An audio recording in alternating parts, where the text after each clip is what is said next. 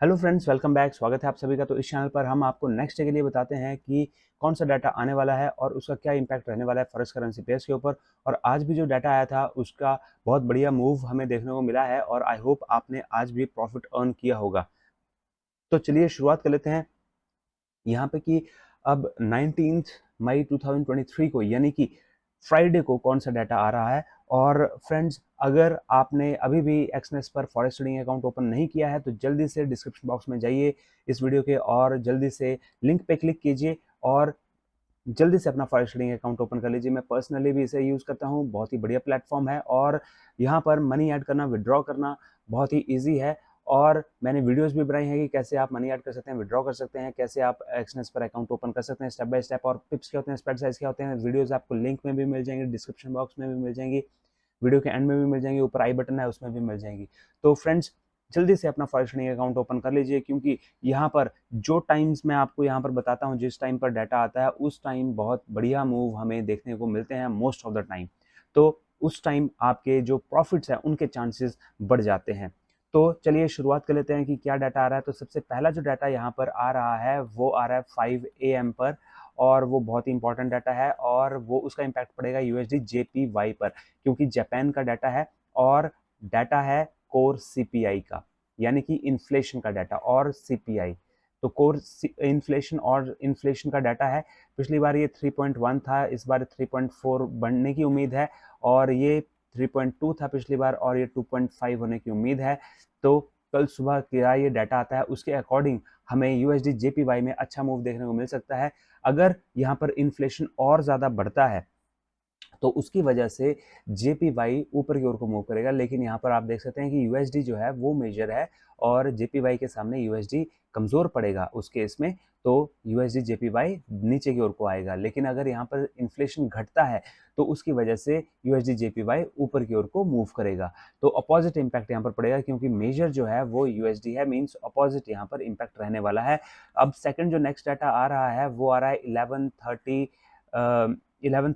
AM पर ये data आएगा और इसका इम्पैक्ट जो पड़ेगा वो EUR USD पर पड़ेगा, क्योंकि जो डाटा आ रहा है वो है जर्मनी का डाटा और German PPI producers price index का डाटा है। वो भी बहुत इंपॉर्टेंट डाटा होता है। -1.4 ये पिछली बार था और इस बार ये 0.5 होने की उम्मीद है, मीन्स यहाँ पर बढ़ने की उम्मीद है। और अगर ये और बढ़ता है तो EUR USD भी ऊपर की ओर को मूव करेगा, अगर ये नीचे की ओर को जाता है तो EUR USD भी नीचे की ओर को जाएगा।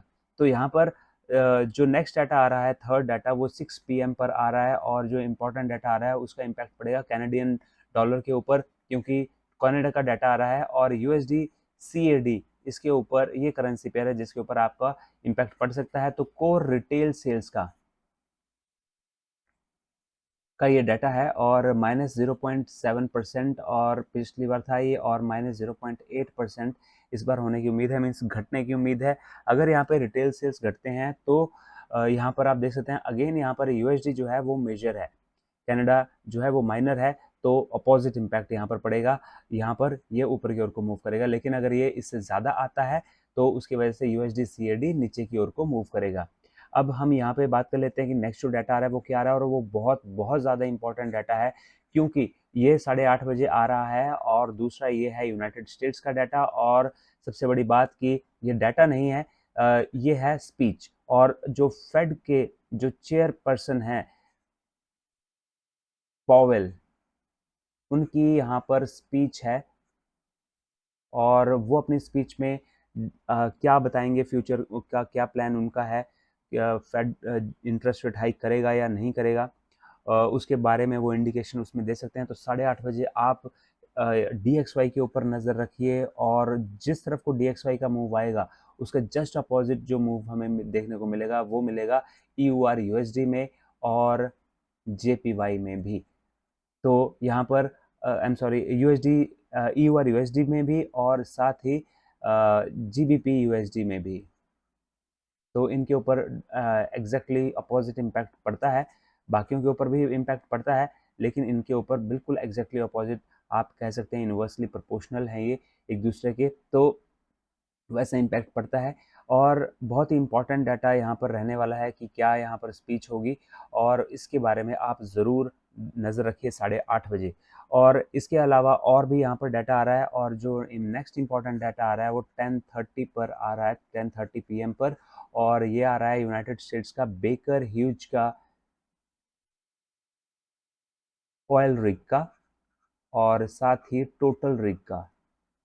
ऑयल रिग का मतलब है कि यूनाइटेड स्टेट्स में जितने भी ऐसे मशीनें जो एक्टिव हैं फ़िलहाल, जो कि तेल निकाल रही हैं, क्रूड ऑयल निकाल रही हैं ज़मीन से, उनकी संख्या के बारे में है। तो 586 एक्टिव थी पिछली बार, और यहाँ पर टोटल रिग में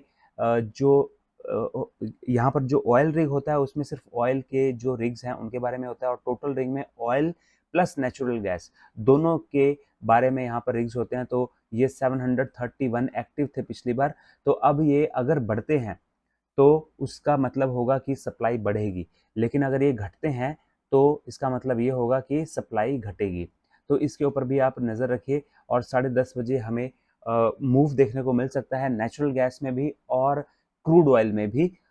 यानी कि हमें यूएस ऑयल और एक्सएनजी यूएसडी में हमें मूव देखने को मिल सकता है, क्योंकि ये नेचुरल गैस का है और ये है क्रूड ऑयल का। तो इनके ऊपर आप नज़र रख सकते हैं 10:30 बजे। तो ये है डाटा जो कि आने वाला है, और इन टाइम्स के ऊपर आप ज़रूर नज़र रखिए उन पर्टिकुलर करेंसी पेयर्स और कमोडिटीज़ के ऊपर, क्योंकि उनमें अच्छा मूव हमें देखने को मिल सकता है। और जैसा कि मैंने आपको बताया कि ये सभी का फ़ायदा आप तभी उठा पाएँगे अगर एक्सनेस पर आपका अकाउंट है, तो जल्दी से एक्सनेस पर अकाउंट ओपन कर लीजिए और ट्रेडिंग की शुरुआत कर लीजिए। तो फ्रेंड्स, मिलते हैं अगले वीडियो में। Till then have a nice day, good bye.